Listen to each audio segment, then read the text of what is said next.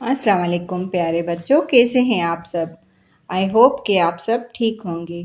तो आज हम आसान सिंधी क्लास 6 का नया लेसन शुरू करेंगे। मैं आपको इसमें ट्रांसलेशन के साथ पढ़ाऊंगी, सेंटेंस वाइज ट्रांसलेशन करती जाऊंगी और आखिर में आपको इसकी सवाल जवाब और जो भी चीज़ के अंदर चीज़ें होंगी वो सब कवर करवाऊंगी। ठीक है, तो आए स्टार्ट करते हैं। सबक 12 तंदुरुस्ती।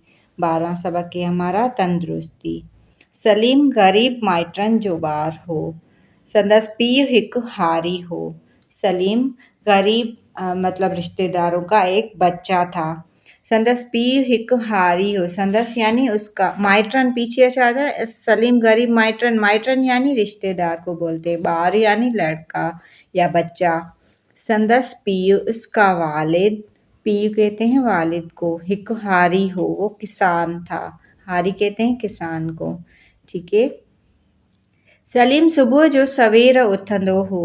सलीम सुबह को जल्दी उठता था। सवेर यानी जल्दी, उथंदो यानी उठता। ठीक है। डंदण ॾेई ब्रश करके, डंदण यानी ब्रश। वज़ू करे नमाज़ पढ़ंदो हो। वज़ू करके नमाज़ पढ़ता था। पोइ माल खे धराड़ सां मोकिले। पोइ मतलब जो जानवर थे उन मवेशी के साथ भेजकर वथाण जी सफाई कंदो हो। वथाण कहते हैं बाड़ा वगैरह, जो जहाँ पे जानवर बांधते हैं उसको, उनकी सफाई करता था। इन कम खां वांदो थी वो उससे फारिग होकर, वांदो चइबो फारिग को। ठीक है। नेरन कंदो हो। नेरन कहते हैं नाश्ते को। नाश्ता करता था। पोइ माउ पीउ खे ख़ुदा हाफ़िज़ चई स्कूल वेंदो हो। फिर अपने माँ बाप को खुदा हाफिज कहकर स्कूल चला जाता था। सलीम क्लास जो मॉनिटर हो। सलीम क्लास का मॉनिटर था, इन करे स्कूल भी सवेर पहुंचंदो हो, इसलिए स्कूल भी जल्दी पहुंचता था। क्लास जी सफ़ाई भी संदसि ज़िम्मे हुई। क्लास की सफ़ाई भी उसके ज़िम्मे थी। स्कूल मां पढ़ी सलीम सिधो घर ईंदो हो। स्कूल से पढ़कर सलीम सीधा घर आता था। मानी खाई पीउ लाइ बनीअ ते मानी खणी वेंदो हो। खुद खाना खाकर अपने वालिद के लिए खाना ज़मीनों पर ले जाता था। बनी ते भी हू वांदो न वेहंदो हो। ज़मीन पर भी वो फ्री नहीं बैठता था। को न को कम पयो कंदो हो। कोई न कोई काम ज़रूर करता था। कॾहिं गुॾ पयो कढंदो हो त कॾहिं माल खे गाह पयो कंदो हो। कभी ज़मीन की थोड़ी खुदाई जो होती है, पौधे वगैरह डालते हैं तो उसके लिए करता था, या कभी जानवरों को घास वगैरह डालता था। अॻी ऐं विची नमाज़ भी हू पीउ सां उते पढ़ंदो हो, यानी ज़ोहर और असर की नमाज़ भी वो वहीं पे ही पढ़ता था। पोइ हू रांदि खेॾणु हलियो वेंदो हो। फिर वो मतलब गेम खेलने या खेल खेलने चला जाता था। सलीम सुठे शागिर्द होने सां गॾु सुठो रांदीगर भी हो। सलीम अच्छा शागिर्द होने के साथ अच्छा रांदीगर भी था। मतलब गेम जो खेलते हैं। पंहिंजे स्कूल जी क्रिकेट टीम जो कैप्टन हो। अपनी स्कूल की क्रिकेट टीम का कैप्टन था। पढ़ाईअ में तोड़े रांदि में हुन केतिरा ई इनाम खया हुआ। पढ़ाई और जो खेल है उनमें उसने कितने ही इनामात जीते थे। कुर्बान भी सलीम जो हम क्लासी हो। कुर्बान भी सलीम का क्लासमेट था। हू अमीर माइटरनि जो ॿारु हो। वो अमीर फैमिली से था या रिश्तेदारनि मां हो। संदसि पीउ हिकु ज़मींदार हो। उनके वालिद एक ज़मींदार थे। कुर्बान मोटर में चढ़ी स्कूल ईंदो ऐं वेंदो हो।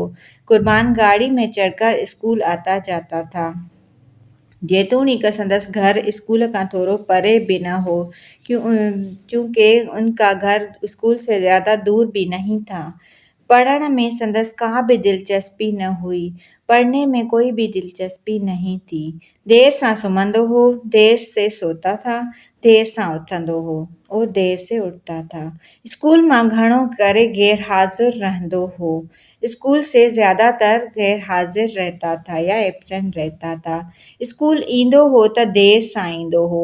अगरि स्कूल आता था तो देर से आता था। क्लास में भी सदाईं सुस्त ऐं मोॻो रहंदो हो। क्लास में भी अक्सर सुस्त और जैसे सुस्त रहता था। कुर्बान रांदि रूंद में को बि हिस्सो न वठंदो हो। कुर्बान खेल कूद में भी कोई हिस्सा नहीं लेता था। तो आगे पढ़ते हैं। केतिरनि ॾींहंनि खां पोइ कुर्बान स्कूल न पे आयो। कितने दिनों से कुर्बान स्कूल नहीं आ रहा था। हिक ॾींहुं उस्ताद साहब ॿुधायो। एक दिन उस्ताद साहब ने बताया त कुर्बान जी तबीयत ठीक न आहे, त कुर्बान जी की तबीयत सही नहीं है, इन करे हू स्कूल न पियो अचे, इसलिए वो स्कूल नहीं आ रहा। मोकल वारे ॾींहुं सलीम कुर्बान जी मदद पुछण वियो। छुट्टी वाले दिन सलीम कुर्बान की तबीयत पूछने चला गया। कुर्बान खे सलीम जी इहा ॻाल्हि ॾाढी वणी त हुन संदसि थोरो मञियो। कुर्बान को सलीम की ये बात बहुत अच्छी लगी कि उसने उसका एहसान माना। सलीम वेंदे शर्त कुर्बान जे कमरे जूं दरियूं खोलरायूं। सलीम ने जाते हुए कुर्बान के कमरे की खिड़कियां खुलवाईं। ताज़ी हवा कमरे में आई। ताज़ा हवा कमरे में आई त कुर्बान जे मुंहं ते बि रौनक अची वई। तो कुर्बान के मुंह पर भी रौनक आ गई। कुर्बान सलीम खे ॿुधायो त डॉक्टर चवनि था त मूंखे का भी बीमारी न आहे। कुर्बान ने सलीम को बताया कि डॉक्टर कह रहे हैं कि मुझे कोई भी बीमारी नहीं है। तंहिं ते सलीम पुछो त पोइ स्कूल छो न पियो अची। इस पर सलीम ने पूछा कि फिर तुम स्कूल क्यों नहीं आ रहे। कुर्बान जवाब ॾिनुसि त बस बदन सुस्त तो रहे। कुर्बान ने जवाब दिया कि बस जिस्म में सुस्ती सी है। भुख त सफ़ा कान थी लगे। भूख तो बिल्कुल भी नहीं लग रही। सलीम खेसि चयो त इन जो हिकु आसान इलाज आहे। सलीम ने उसे कहा कि इसका एक आसान इलाज है। इहो कहिड़ो इलाज आहे? कुर्बान पुछो। ये कौन सा इलाज है? कुर्बान ने पूछा। सलीम चयो त इहो इलाज इहो आहे त पंहिंजी तंदुरुस्ती जो ख़्यालु रखिजे। सलीम ने कहा कि ये इसका इलाज ये है कि अपनी तंदुरुस्ती का ख्याल रखो। यो ख्याल कीअं रखिजे? कुर्बान पुछियो। ये ख्याल कैसे रखे? कुर्बान ने पूछा।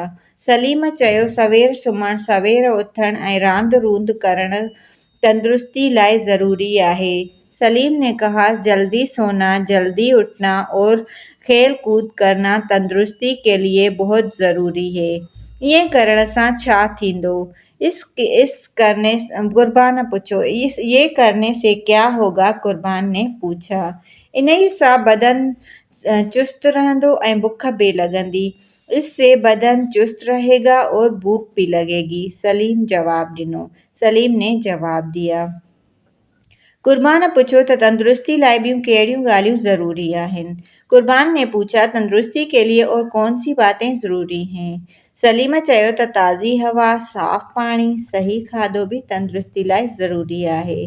सलीम ने कहा ताज़ा हवा, साफ़ पानी, अच्छा खाना तंदुरुस्ती के लिए ज़रूरी है। कुर्बान चयो त तुंहिंजी ॻाल्हियुनि ते मां ज़रूर अमल कंदुसि। कुर्बान ने कहा मैं तुम्हारी बातों पर ज़रूर अमल करूँगा। सलीम पुछो पर छा? आगे पढ़ते हैं। सलीम पुछो त छा? सलीम पुछो त के एक मिनट।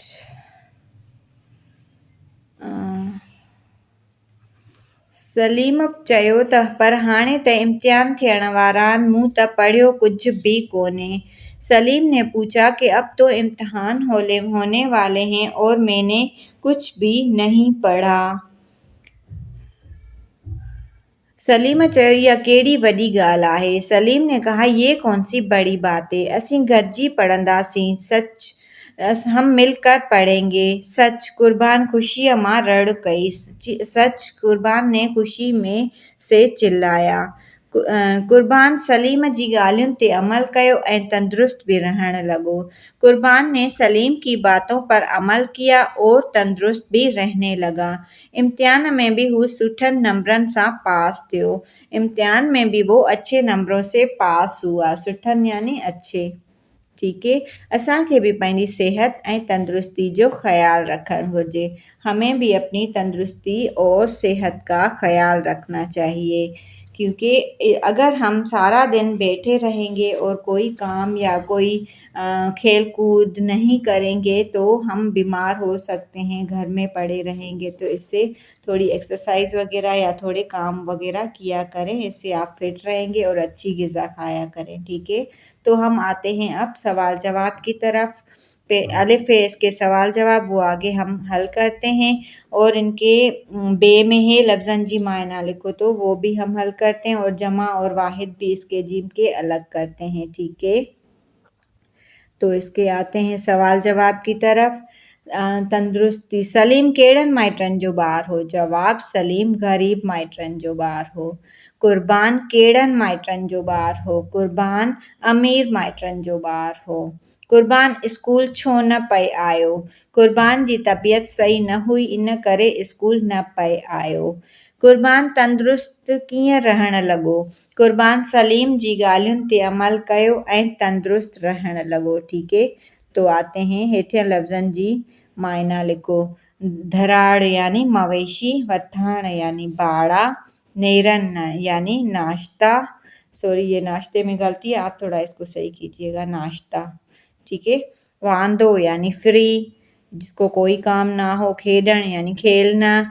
गुड यानी खुदाई, या जैसे ज़मीन वगैरह थोड़ी मिट्टी ऊपर नीचे करते हैं उसको सही करते हैं। मोगो यानी सुस्त, ठीक है। अब जमा और वाहिद जो ये मिक्स लिखे हुए थे, हम इनको जमा का पोर्शन और वाहिद का बना के अलग अलग कर देते हैं।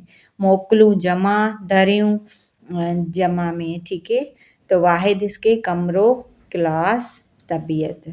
तो आज हमने ये अपने क्वेश्चन आंसर पूरे कर लिए और तंदुरुस्ती चैप्टर हमारा ये 12वां लेसन था हमारा कंप्लीट हो गया। तो इंशाल्लाह अगली वीडियो में फिर मिलेंगे। जब तक अपना ख्याल रखिएगा और मेरा चैनल ज़रूर सब्सक्राइब कीजिएगा, ठीक है। अल्लाह हाफिज़।